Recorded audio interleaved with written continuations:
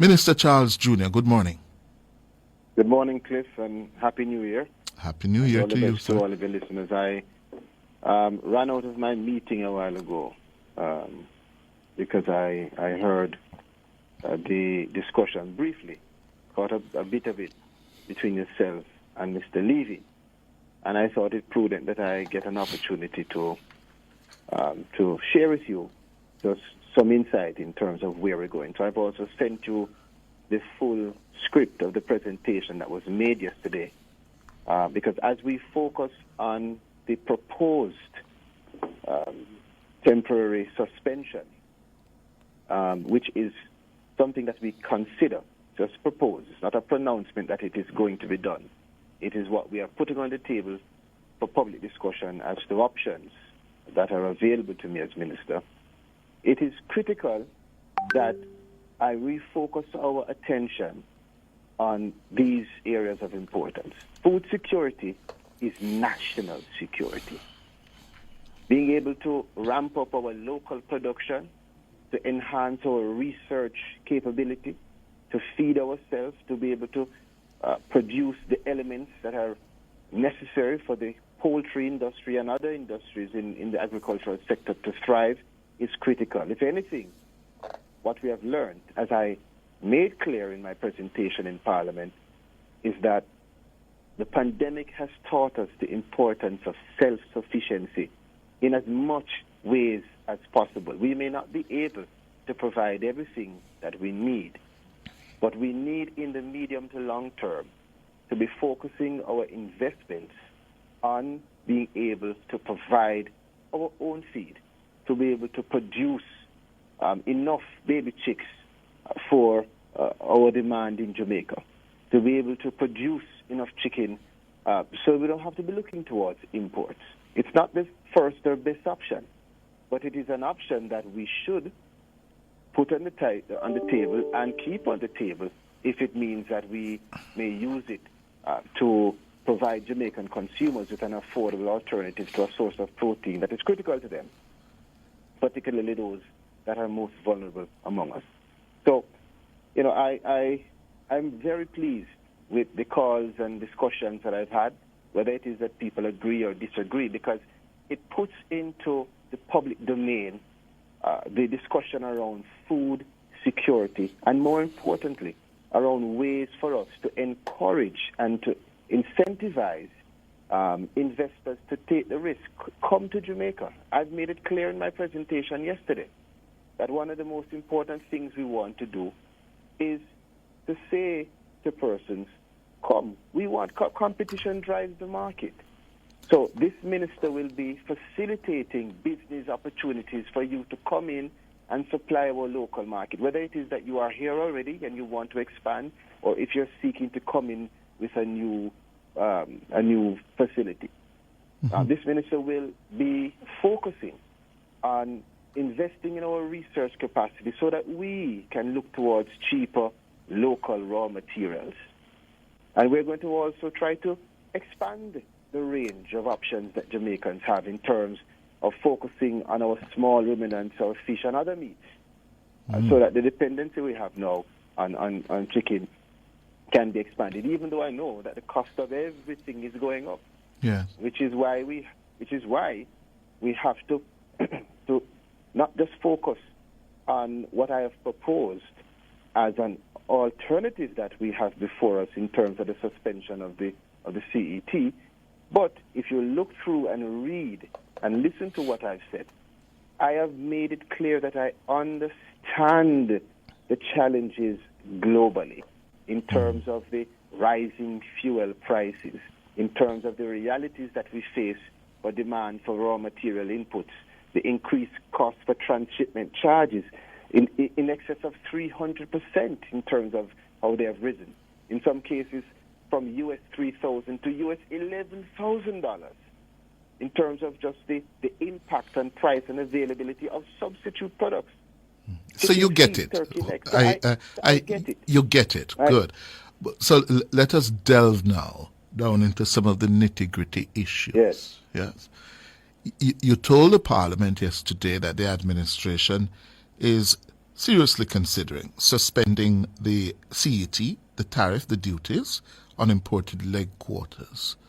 What would that do? Because as I listened to Mr. Levy, he's saying that that may have unintended consequences of killing those of your large and small and medium-sized producers. So, one of the things that I've been careful to do, and I must tell you, even in the comments from the opposition that were made to me, I made it clear.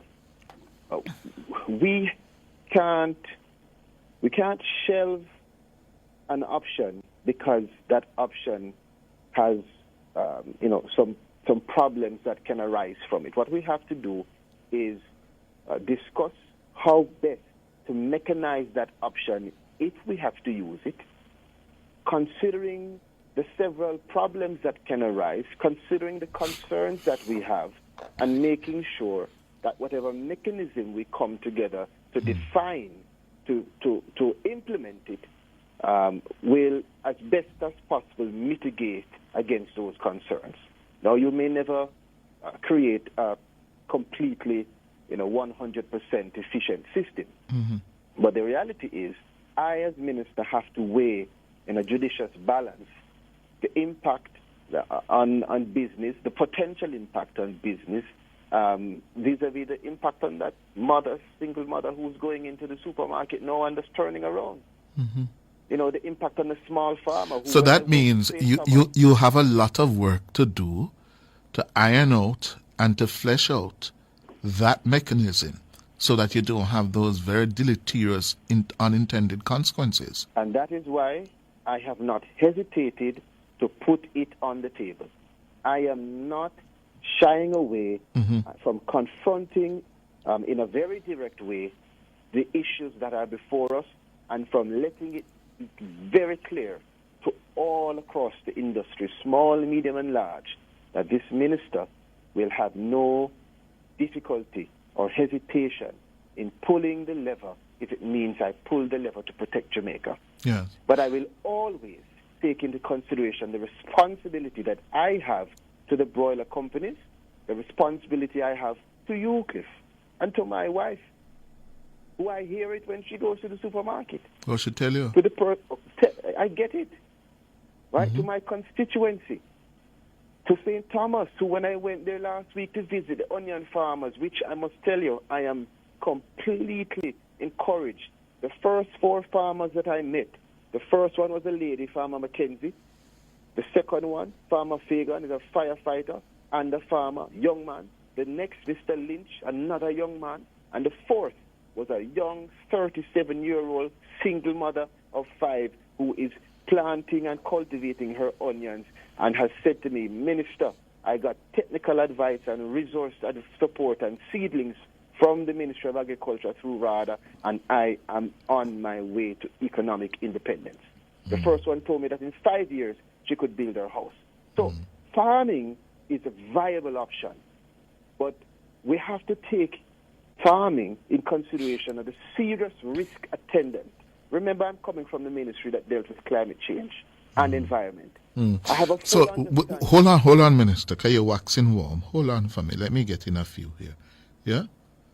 The issue of poultry, yeah, it is whispered for a long time that the importation of protein, your pig steer, your chicken back, your leg quarters, that there's a lot of corruption that takes place. People get their import licenses, pay kickbacks to whoever they need to pay kickbacks to. Yeah? And that is part of the reality of what we're up against now, if you were to remove all the duties on it. So let me make it clear, Cliff.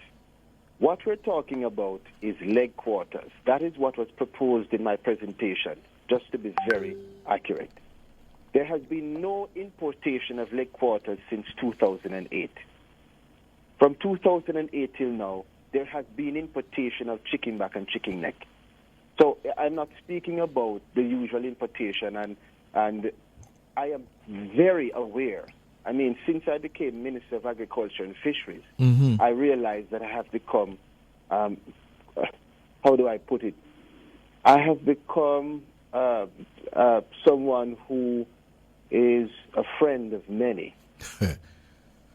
But Cliff, Be careful there's a of reason why Greeks the come Prime Minister bearing has gifts. placed me here. Yes, Okay? yes. And there's a reason why my father, who you know well, has all confidence in how I carry out my activities. Take a look on my antecedents, and I don't have to say anything further. I am fully cognizant of the variables that affect how we will operate.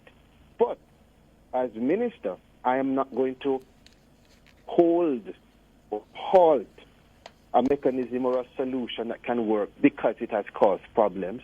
The better way is to take the Cliff approach. Take something that has not perhaps worked as efficiently, and I won't even make that statement without, looking on it my own. That's pronouncements from others. But let's say they're correct and they're issues. You take it, you assess it, you get the technical advice, you consult with the industry, and you see how you can make it better. If that doesn't work, then it's off the table. So those consultations have not yet started with the industry. Well, I've started consultations with the officials in my ministry. It's week 2. I know that they have started speaking to members of the industry already. I myself have had some informal discussions, but we want to formalize now and have some set scheduled formal discussions where we sit down and we can put on the table all of the issues. The reality is I do not intend to be a minister that is put into a room and I'm only speaking to 1 or 2 persons who have interest. One final one. Given the gravity and extent of this problem, Yes.